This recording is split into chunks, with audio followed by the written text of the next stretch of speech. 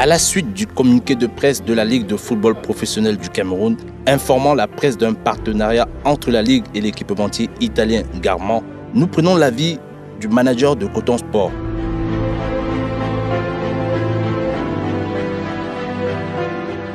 J'ai vaguement entendu parler de cet accord ou d'un accord éventuel entre la Ligue et un équipementier italien Garman, exactement, que je ne connais pas du tout.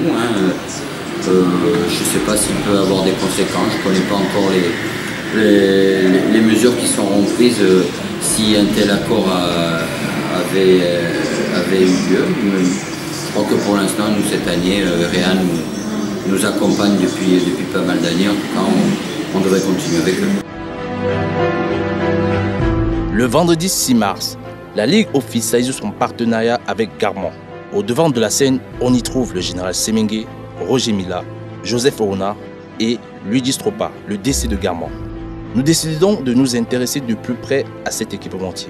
Sur Google, nous recherchons des équipementiers sportifs italiens. Une vingtaine apparaissent, mais sans trace de Garman. Nous nous servons de Google Maps. On retrouve sur la cartographie Garman, situé à Breccia, dans la région de Lombardie, avec une image de son siège. Sur le lien Garman, on retrouve le site de l'équipementier et ses différents partenaires. On observe que Garman est partenaire avec des clubs de 3e et 4e division en Italie et aux États-Unis. Cependant, plus bas, un partenariat avec la LFPC et avec les forces et armées et polices du Cameroun attire notre attention. Nous nous interrogeons donc, quel est le lien entre Garman, la Ligue et les forces armées et polices du Cameroun?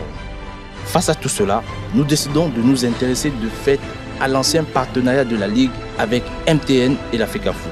Pour cela, nous obtenons l'exclusivité d'un entretien accordé par un homme qui est au cœur de ce contrat, qui nous fait des révélations fracassantes sur le dossier. Il s'est posé un problème, c'était qu'il n'y avait pas de club qui non seulement maîtrisaient même les couleurs de leurs équipes, et aussi beaucoup de clubs n'étaient pas, comment on peut appeler ça, n'avaient pas des identités. Il y avait beaucoup de clubs qui n'avaient pas de logo. Le problème crucial qu'avaient les clubs camerounais, c'était de se procurer des équipements sportifs.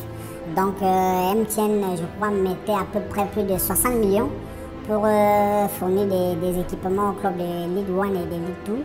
Donc pratiquement chaque club avait 3 jets de maillot, des sacs, des survêtements. Si vous versez 700 millions par an pendant 8 ans et qu'en retour vous n'avez même pas les 1/10 de ce que vous attendez, je pense que même si vous êtes le Rockefeller ou alors le bon Samaritain, le plus capé du monde, vous allez vous retirer. Vous n'avez pas besoin de courir derrière un équipementier qui n'a pas pignon sur rue pour venir soutenir votre football. Hein? Il n'y a pas de comparaison à faire. Ce sera un contrat de dupe, ok? Ce sera un contrat de dessous de table qui n'honore pas le football camerounais. Aujourd'hui, le football camerounais a besoin d'un très grand équipementier qui verse de l'argent. Je pense que la plateforme qui est mise en place entre la FECAFOOT et le sponsor des Lions Indomptables devrait profiter au club camerounais et on devrait arriver à ce niveau-là. Mais comme nous n'avons personne qui a des arguments pour présenter un projet véritable de football, on est obligé d'aller aller chercher des gars de seconde zone qui n'honorent véritablement pas le sport. Je vais vous dire, aujourd'hui, pour qu'une équipe porte un maillot, il y a des exigences même sur le plan technique et sur le plan médical. Il faut vous rassurer que le tissu qu'on utilise, parce que nous sommes en zone tropicale, est-ce que ce tissu qu'on va remettre aux équipes qui jouent pendant 6 mois sous le soleil respecte les normes? Parce qu'un maillot aujourd'hui, quand on le porte, il faut qu'il aspire et il dégage. Tu comprends? Donc, les gens vont venir aujourd'hui avec des équipements parce que la Ligue piétine, parce que la Ligue est gérée comme elle est gérée. Et on va amener des joueurs à porter des équipements qui ne vont pas leur permettre de se mouvoir sur l'aire de jeu. L'on se procure une copie de ce contrat avec les différents signataires. Le 30 décembre 2011, qui était le général Semengue, Iya Mohamed et Karl Toriola, le DG actuel d'MTN. Notre contact nous justifie les montants alloués à chaque budget, soit un total de 700 millions par an. sans les subventions hautes pour l'année 2011-2012 et étalées sur 8 ans. On atteint donc le montant fou de plus de 7 milliards de francs CFA.